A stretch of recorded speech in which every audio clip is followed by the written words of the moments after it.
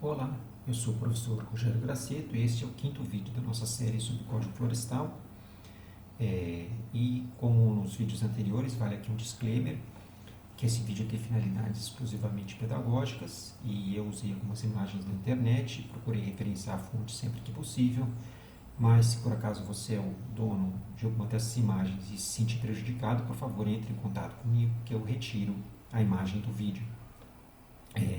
No vídeo de hoje nós vamos falar sobre áreas consolidadas e, como sempre, vale a pena a gente dar uma olhadinha no próprio Código Florestal. Ou seja, não é aquilo que nós imaginamos que pudesse ser uma área consolidada, mas nós temos que ver as definições do código.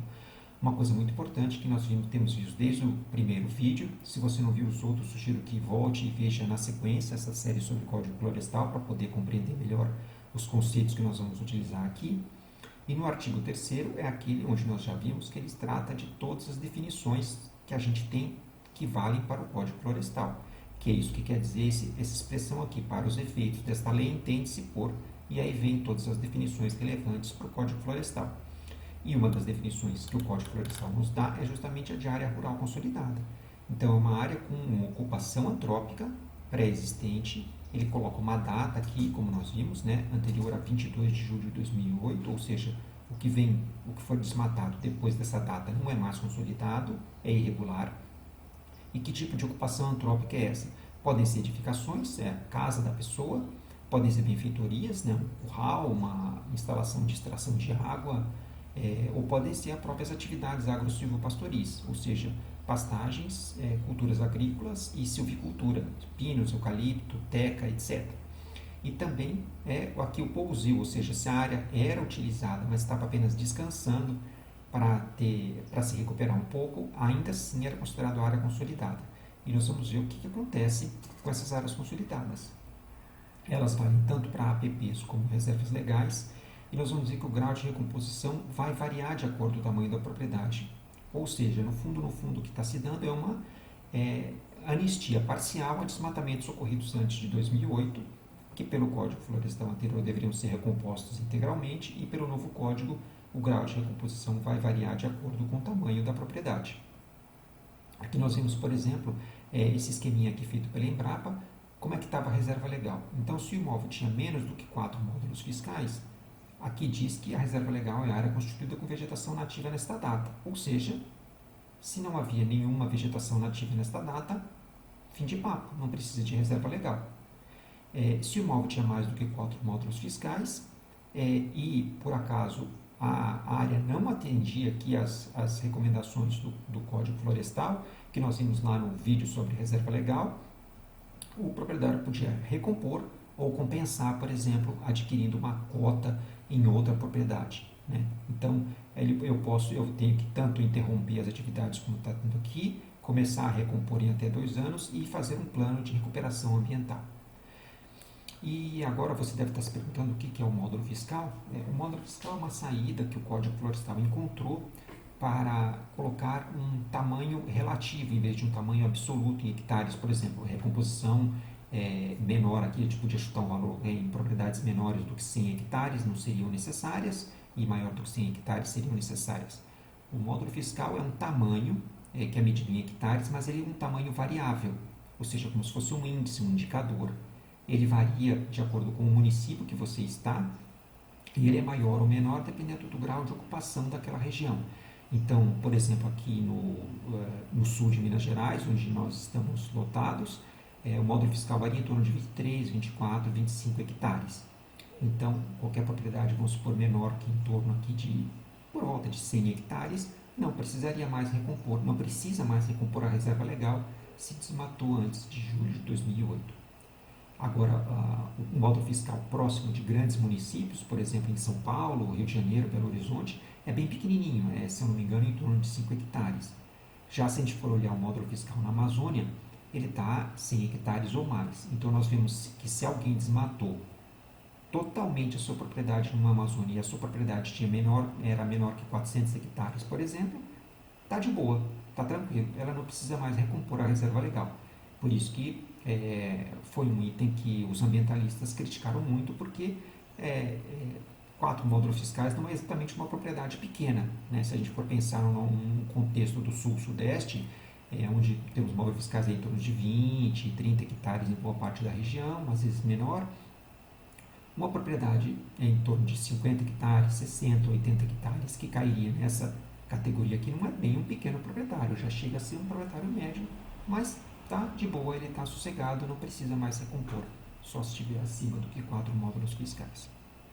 Bom, em APP, também, por incrível que pareça, no geral se permite a continuidade das atividades e, com algumas exceções aqui, né, que o próprio Código Florestal vai passar para nascentes relacionadas a corpos d'água, né? E, de novo, a recomposição vai variar de acordo com o seu tamanho.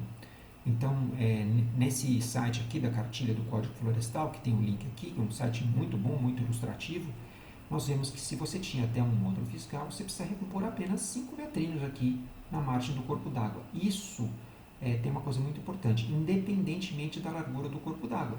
Então, vamos pegar esse exemplo ali na Amazônia, uma pessoa que tinha uma propriedade de 100 hectares, até um módulo fiscal, na beira do rio Xingu.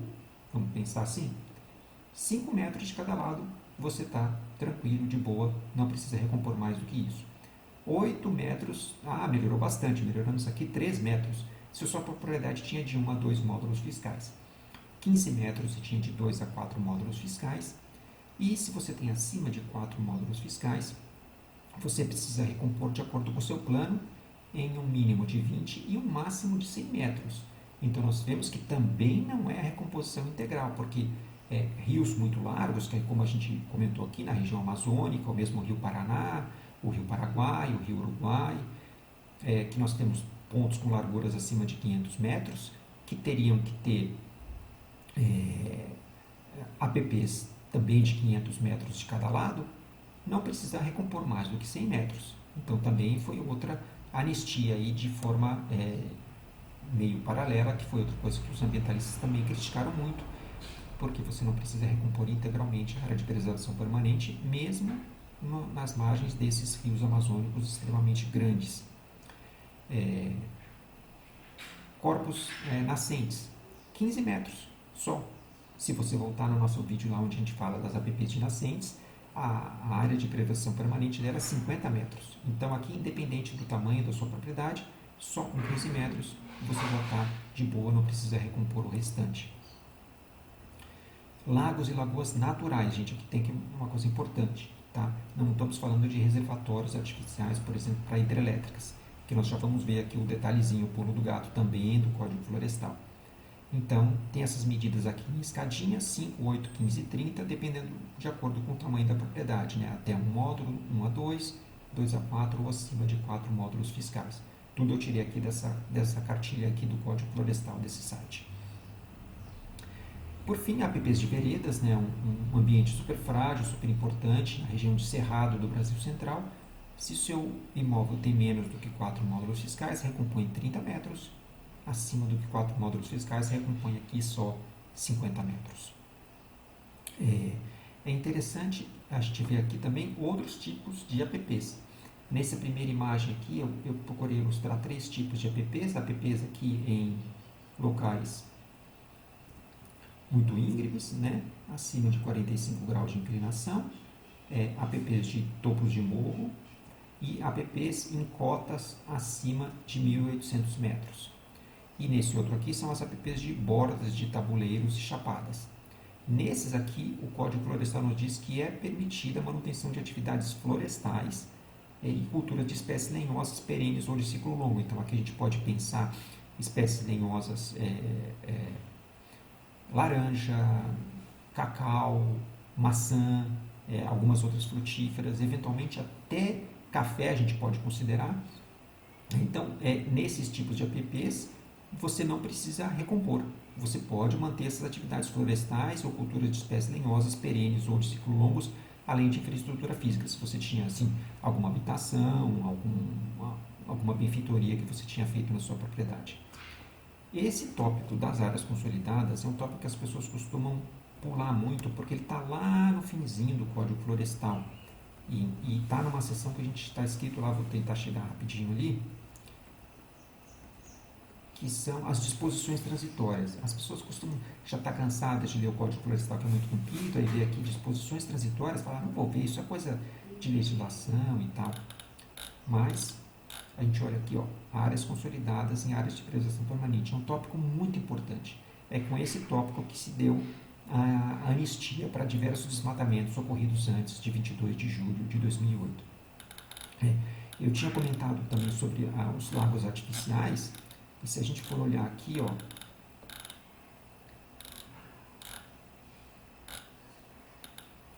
é uma coisa bem complicada. Então, para os reservatórios artificiais de água para geração de energia, se você tem o seu contrato anterior a esse aqui, ó, 24 de agosto de 2001, a área de preservação permanente só vai ser a distância entre o nível máximo operativo normal e a cota máxima maximorum.